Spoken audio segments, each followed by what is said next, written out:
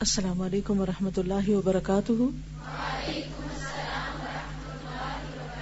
نحمده ونصلی علی رسولہ الکریم، اما بعد فاعوذ باللہ من الشیطان الرجیم، بسم اللہ الرحمن الرحیم، رب اشرح لی صدری ویسر لی امری واحلل عقدۃ من لسانی یفقہوا قولی۔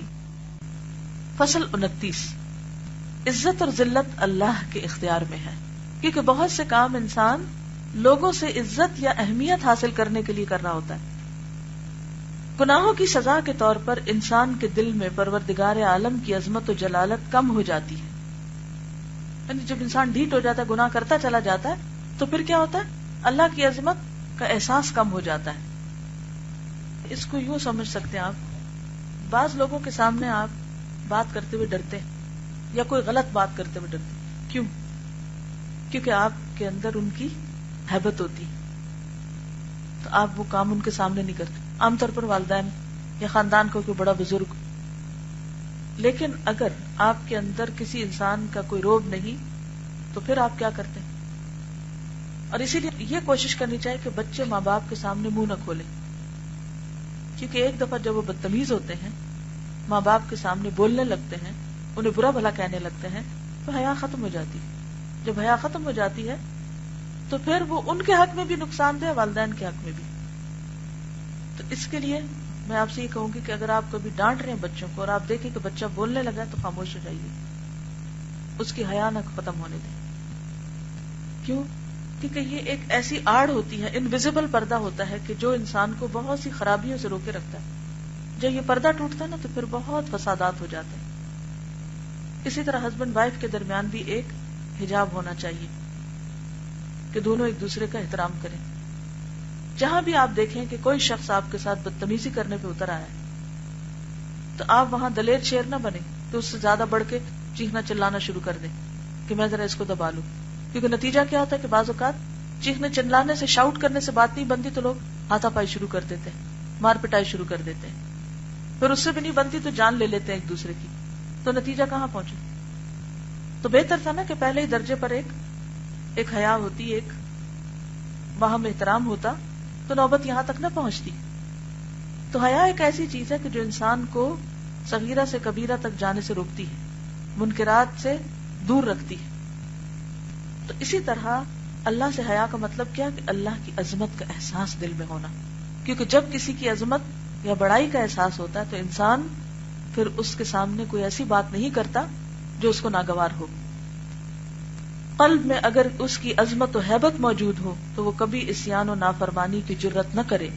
بسا اوقات بعض فریب خوردہ انسان اللہ کی بارگاہ سے بڑی امیدیں رکھتے ہیں اور کہتے ہیں کہ اللہ کے عفو و کرم کی فراوانی ہم سے گناہ سرزد کراتی۔ پیچھے بھی پڑ چکے ہیں یہ بات۔ اس کی عظمت و جلالت ہمارے قلوب میں بے پایاں موجود ہے، ذرا بھی کم نہیں ہوتی، لیکن یہ بات ان کے نفس کا ایک خطرناک مغالطہ اور دھوکہ ہے۔ کون سی بات؟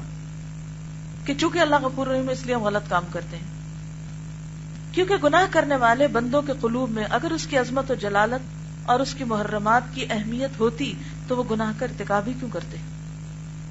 اس کی عظمت و جلالت، اس کے محرمات کی اہمیت کا احساس بندوں اور گناہوں کے درمیان ایک زبردست دیوار ہے۔ کیا چیز؟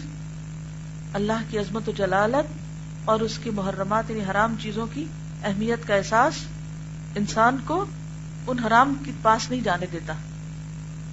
یہ دیوار بندوں کو گناہوں سے روکتی ہے۔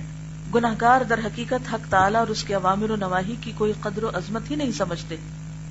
ایسے لوگ اللہ کی قدر ہی کیا کر سکتے ہیں، اور ان کے قلوب میں اللہ تعالیٰ کی عظمت و جلالت کیسے پیدا ہو سکتی؟ یہ ایک محال سے محال اور ناممکن سے ناممکن امید ہے۔ عاصی اور نافرمان بندوں کے حق میں صرف اتنی سزا بہت کافی ہے کہ ان کے قلوب سے اللہ جل جلالہ کی قدر و عظمت ختم ہو جائے۔ یعنی کسی انسان کی یہ انتہا درجے کی بدقسمتی ہے کہ اس کے دل میں اللہ کی عظمت کا احساس نہ رہے۔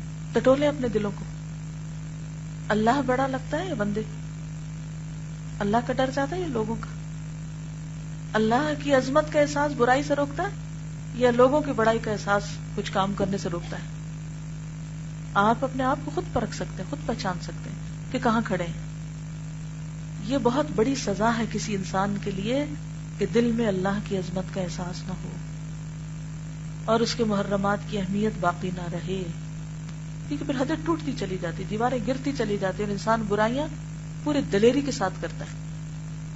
کسی بندے کو یہ سزا دی جاتی ہے اور پھر اس سزا سے ایک دوسری سزا تجویز کی جاتی ہے کہ لوگوں کے دلوں سے اللہ تعالیٰ اس کی عظمت و ہیبت نکال دیتا ہے۔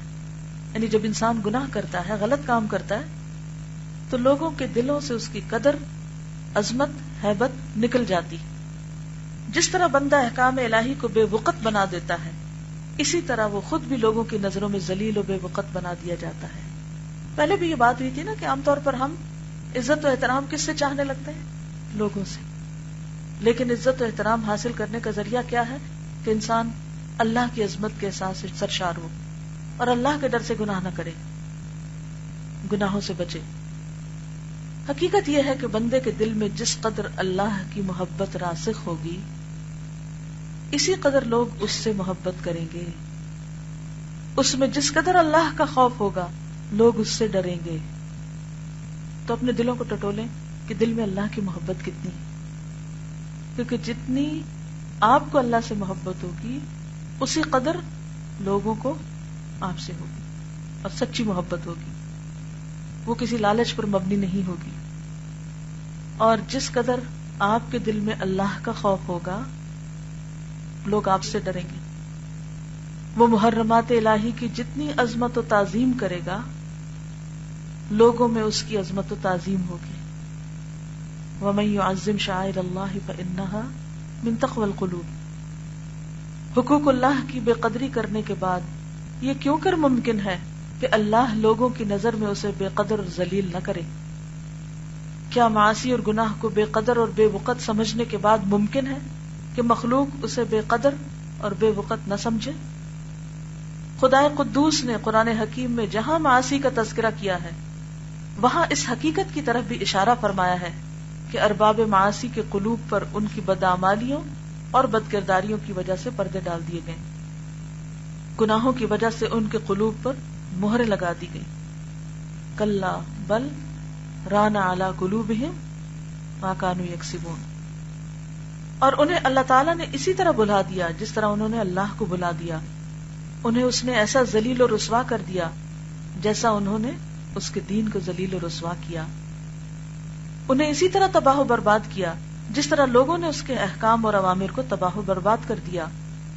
اور حقیقت یہ ہے کہ جسے اللہ تعالیٰ ذلیل و خوار کرے، اسے کوئی عزت نہیں دے سکتا۔